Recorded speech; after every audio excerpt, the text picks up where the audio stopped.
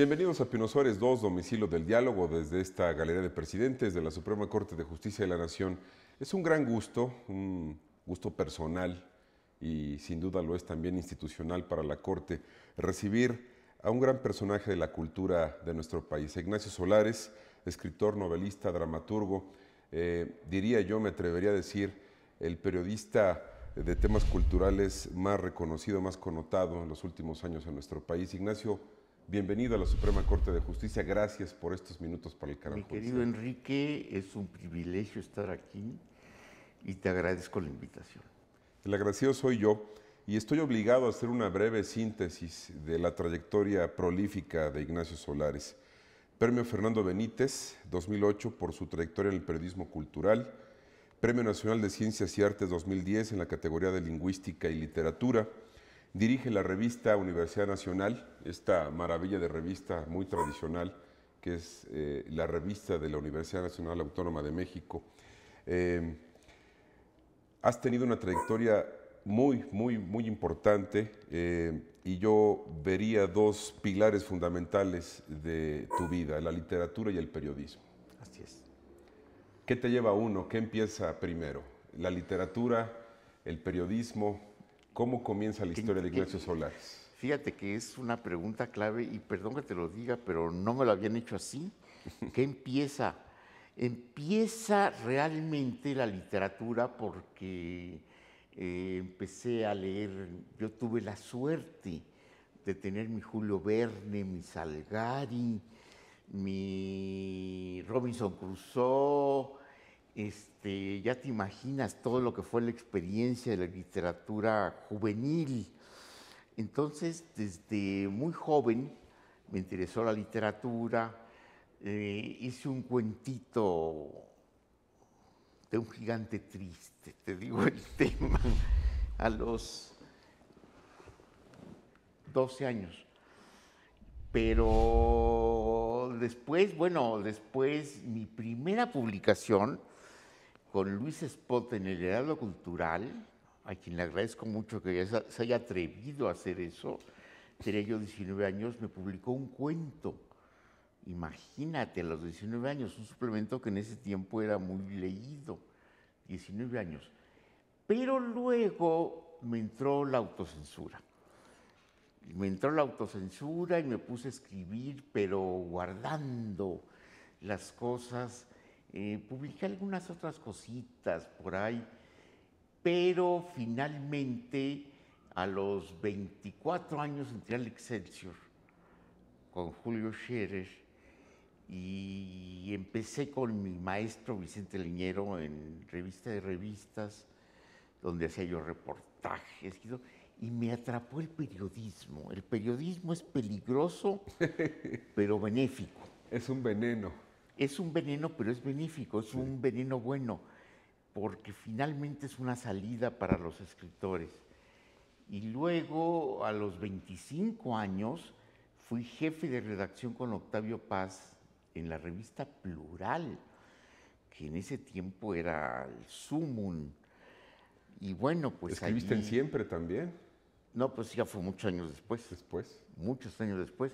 No, y allí en la revista Plural publiqué otro cuento, pero no más allá.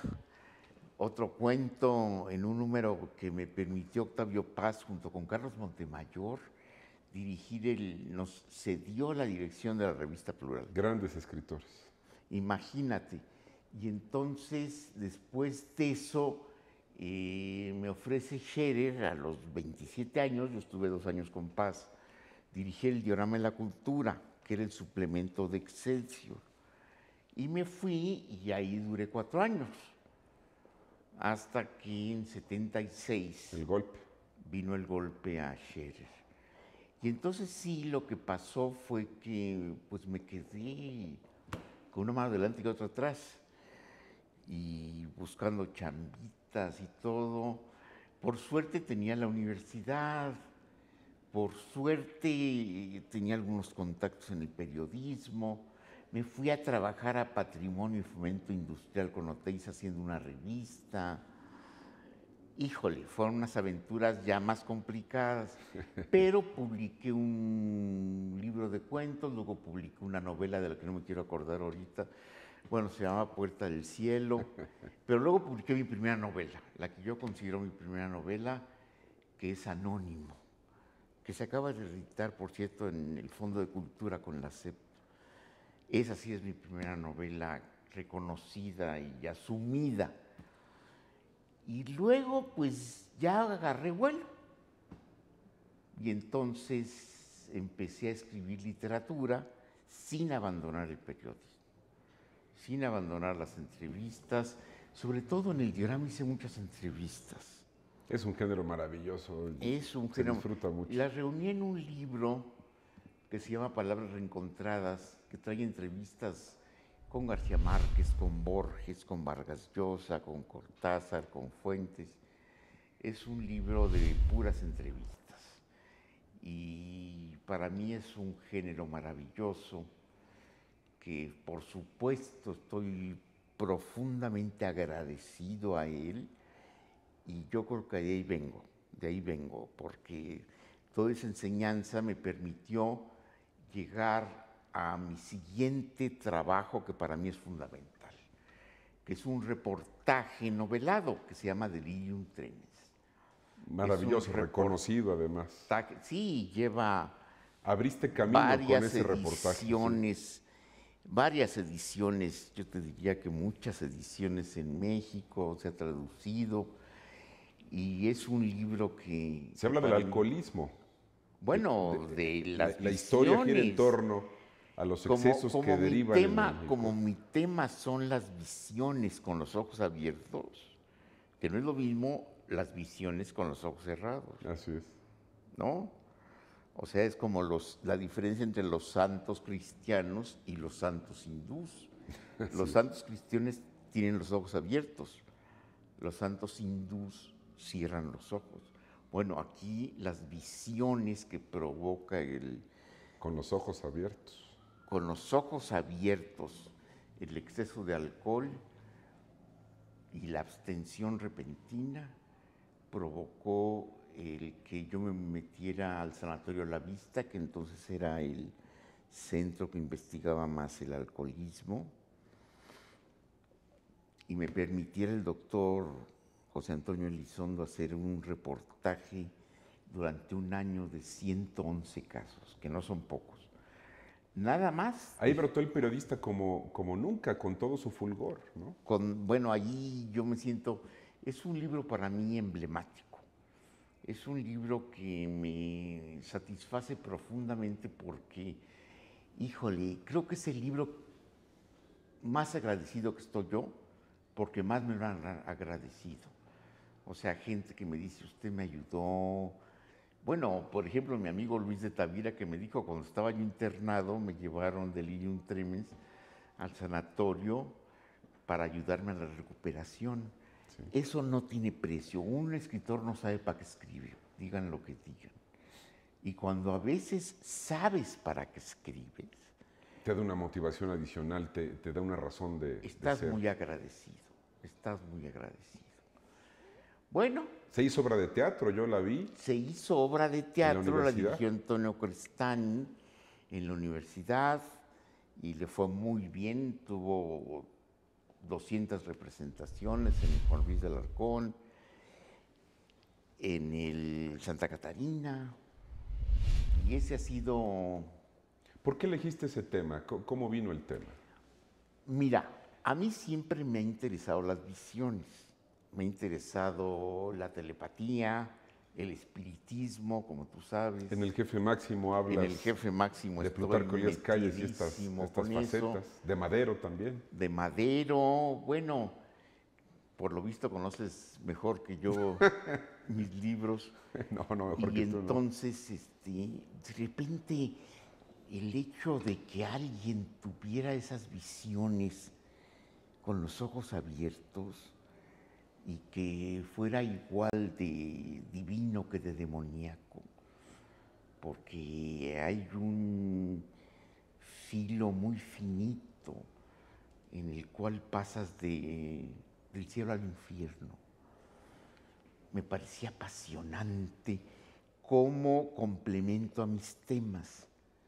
O sea, haz de cuenta que estás estudiando las visiones sagradas. Por ejemplo, me interesa mucho Santa Teresa, sus levitaciones, me interesa mucho San Ignacio, me interesa mucho San Antonio, me interesan todos los místicos Sí. que tenían visiones.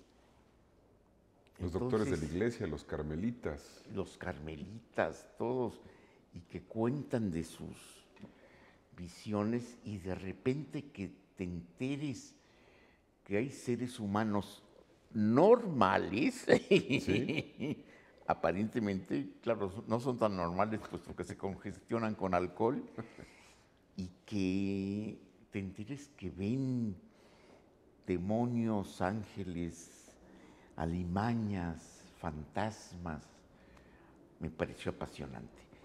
Y además, te lo confieso, un problema personal familiar en que en mi familia hubo varios casos de alcoholismo muy grave. Y eso te lleva a profundizar en una razón social, es decir, ahí brota el periodista que se interesa por un tema que tiene penetración social, que tiene alcance social y que además lo complementas con el gusto de escritor, de llevarlo incluso a realizar como obra de teatro, ¿no? Por supuesto, llega un momento en que reconoces que tu destino es ese, ¿no? Quizá te hubiera gustado más ser un gran clavadista o un gran corredor de autos, Entonces, de aquí soy, ¿no? pero ni modo, te limitaron a la palabra escrita.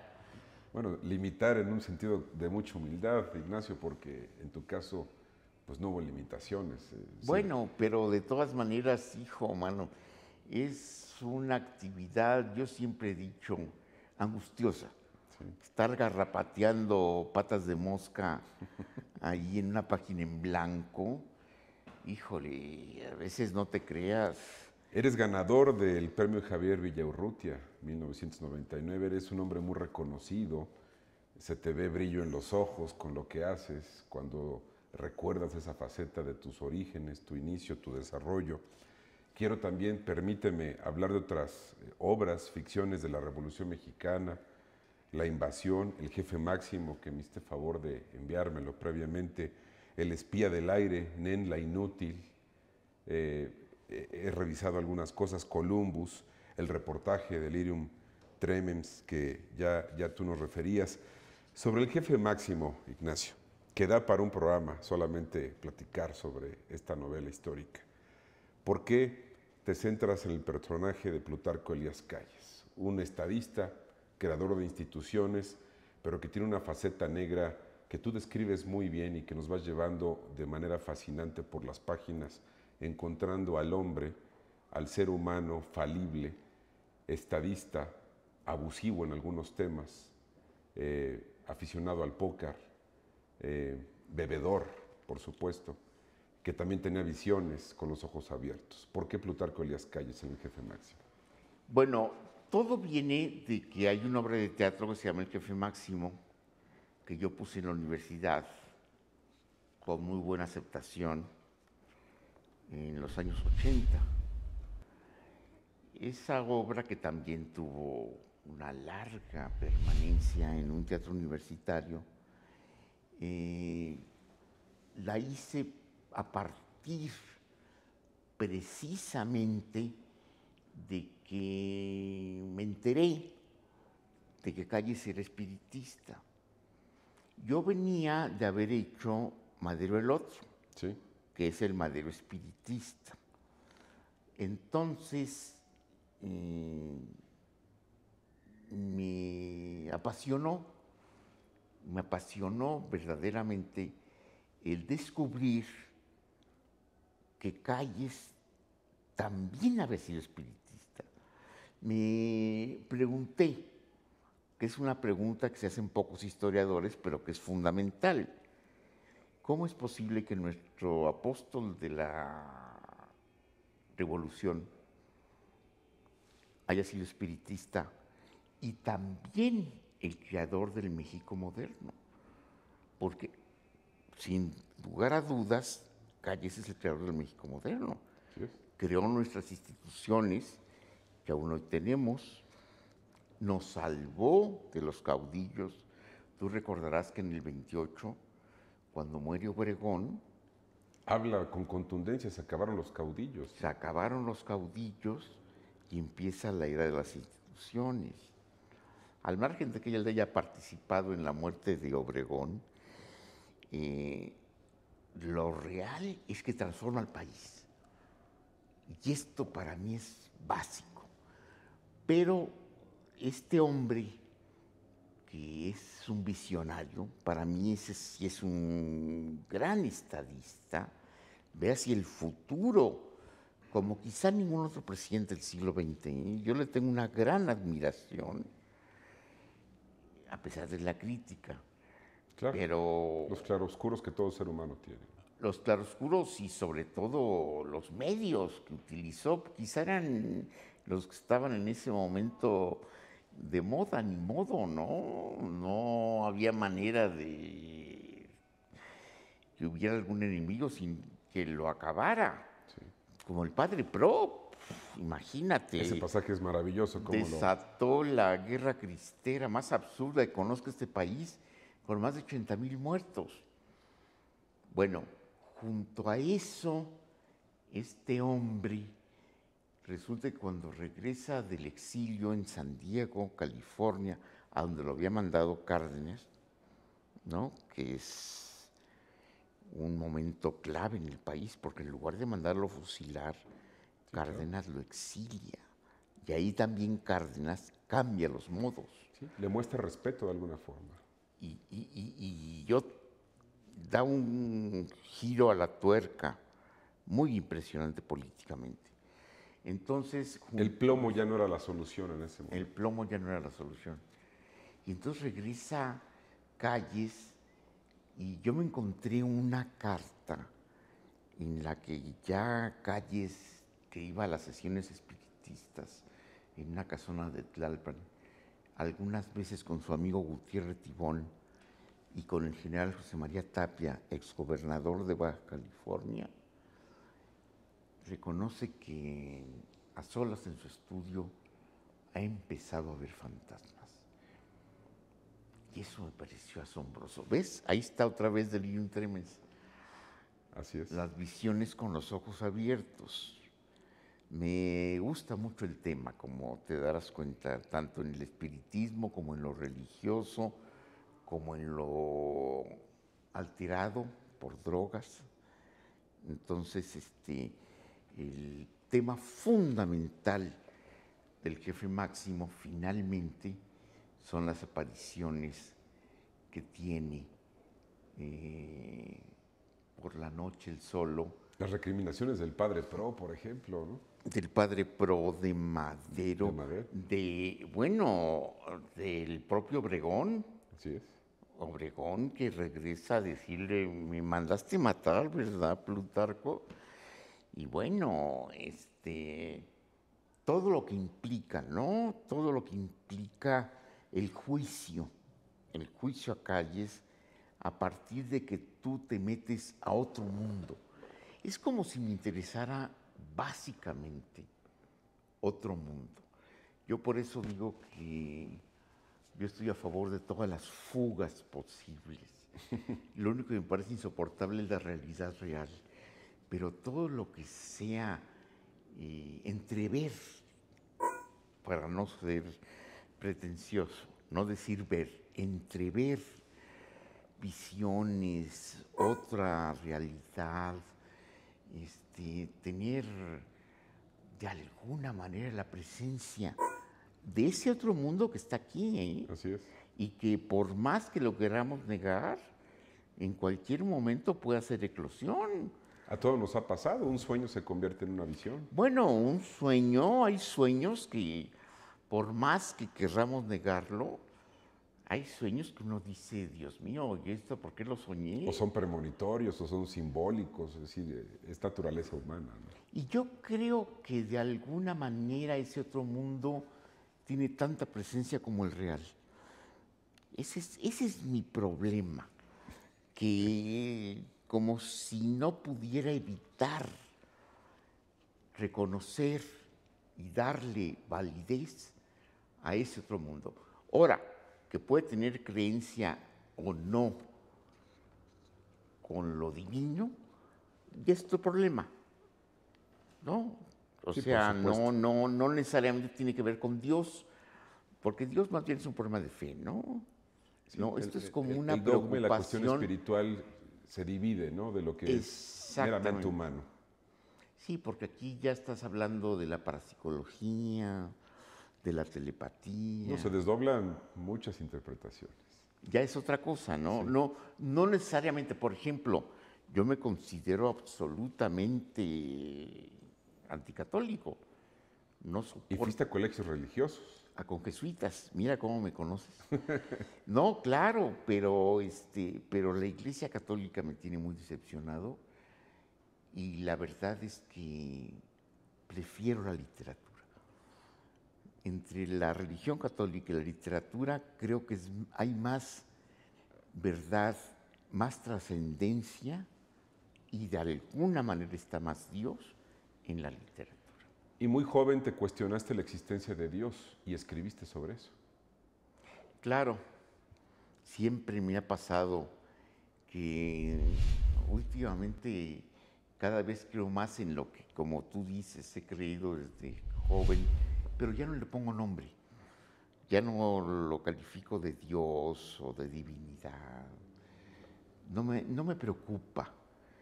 Yo más bien pensaría en un Dios impersonal, en una presencia, en como dice el filósofo Jagger, la ola es el mar, somos una ola. Qué interesante reflexión. Nos quedan 10 minutos, se ha ido muy rápido. Quiero aprovechar tu presencia para pedirte opinión. Podríamos hablar de tu obra y tendríamos 3 o 4 programas y no los agotamos con toda la obra que nos has manifestado y que mucho admiramos. Pero te quiero preguntar particularmente sobre el tema de la cultura y la educación en México, que me parece básico. Diriges una revista, eres un periodista muy reconocido en temas culturales. Estamos en tiempos en los que el país tomará decisiones cruciales para su destino. Siempre se reinventa el país cada 6 años, Ignacio. Lamentablemente el sistema es así. En los candidatos, los aspirantes al poder, el tema de la cultura, el tema de la educación, que pareciera la prioridad, la punta de la pirámide de todos nuestros problemas. ¿Cuál es tu percepción sobre esto?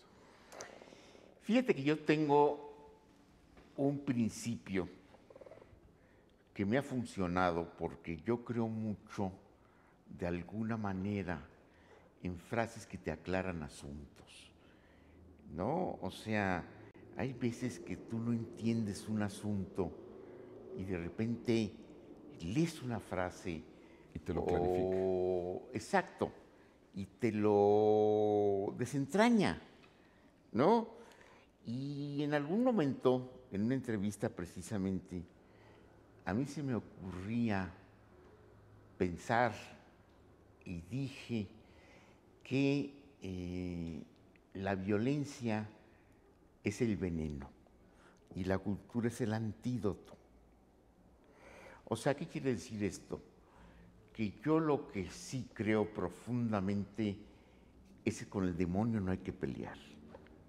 Eso lo critico profundamente al gobierno actual. Con el demonio no te metas. Te va a ganar siempre. Siempre te va a ganar. Pero si tú creas contravenenos, es posible que le ganes. Y yo no veo otro contraveneno mejor en este momento que la cultura. Ya sé que con libros no se combate la droga, pero lo que sí sé es que mientras más difundieras la cultura, mientras más presente estuviera la cultura en nuestro país, más difícil sería que nos invadiera esa ola brutal negra de la violencia. Yo me acuerdo que en alguna ocasión leí de que en una serie de reclusorios hicieron un reportaje sobre los libros y lo que provocaban en los reos. Y ahí me llamó la atención porque decía que quienes lograban leer, Sí. ahí está el problema, ¿no? El presupuesto es leer, ¿no? Digo, porque a lo mejor yo no me imagino que el Chapo lea mucho, Difícilmente. difícilmente, pero los que lograban leer tenían una transformación existencial muy, muy llamativa, muy sintomática. O sea, tú no eres el mismo que antes y después de haber leído Pedro Páramo o La muerte de Artemio Cruz. O el Quijote. Pero el Quijote ya lo que pasa es que es más difícil que lo lean. Sí. En cambio, Es un más libro más sofisticado. actual, Sí. un libro más actual les llega más y les llega a las entrañas, ¿no? O sea, que lean la poesía de López Velarde, de Carlos Pellicer, de Octavio Paz. Vamos, el hecho de que logres acercarte a la cultura ya te hace diferente. Sobre todo porque la cultura es otra forma de veneno. Sí, claro. La literatura es otra forma de veneno. Yo conozco gente que nunca había leído, de más de 60 años, que empieza a leer y no lo suelta. Y no lo suelta y se vuelven apasionados y de repente dicen, pero de lo que me había perdido. Ahora, siempre y cuando encuentren el caminito en esa selva que es la literatura. Sí. O sea, libros que le atañan, Que te mueven. que te mueven. No necesariamente libros de autoayuda, no. Libros que te tocan en otro sentido. Yo sí creo profundamente, y bueno, el resultado de ese trabajo que te digo era que había una transformación en la gente. Ahora, no podemos tampoco ser tan ilusos de suponer que si la gente lee ya va a haber menos violencia, sobre todo porque no leen. Así es. Pero la difusión, porque la cultura tiene que ver no solamente con la obra de teatro, con el libro, con el concierto, tiene que ver con toda una presencia espiritual, general, pública. Entonces, yo sí creo que hay que promover la cultura. Lo que te reitero es que la educación, porque es inseparable la educación, Sí, también si no sabes leer, pues difícilmente vas a... La educación lleva otro estatus de cultura, ¿no? Pero una buena educación primaria, por ejemplo, una buena educación primaria, que también aquí hemos tenido muy buenos maestros, de acuerdo de toda la campaña que hizo Vasconcelos por la alfabetización, eso es fundamental para Un gran entender trabajo que nuestro país. transformó al país en ese momento. Que transformó al país, que nos transformó. Entonces, No perdamos eso, ¿no? Como país. no perdamos eso como país, porque Vasconcelos lo creyó profundamente y lo llevó a cabo. O sea, fíjate, por concretarte, hay dos ejes fundamentales. Por un lado lo educativo y por otro lado lo que logró Calles, querramos que no, inventando un partido único que con que cada 6 años se transformaba y nos evitó la peste de nuestro tiempo, que es la tiranía, los caudillos, el militarismo. O sea, ese país que tuvimos durante 70 años, no porque yo sea fan del PRI, pero sí es cierto que dimos un avance muy importante. Parece que no, pero somos polvo de aquellos lodos. Mi querido Ignacio, se nos fue media hora y se quedan muchos temas en el tintero. Quiero aprovechar la oportunidad para que consideres este espacio un permanente foro que está a tu disposición. Es un placer recibirte, es un placer escucharte y es un placer entenderte. Mi querido Enrique, yo solo te puedo decir que ha sido una plática de lo más agradable y que me sorprende que alguien me conozca tanto como tú. Eres un gran personaje, estamos obligados a conocer tu obra. Gracias, Ignacio. A ti, Enrique. También le agradezco a usted el favor de su atención a Pino Suárez. Lo invito a que siga en el canal judicial. Muchas gracias.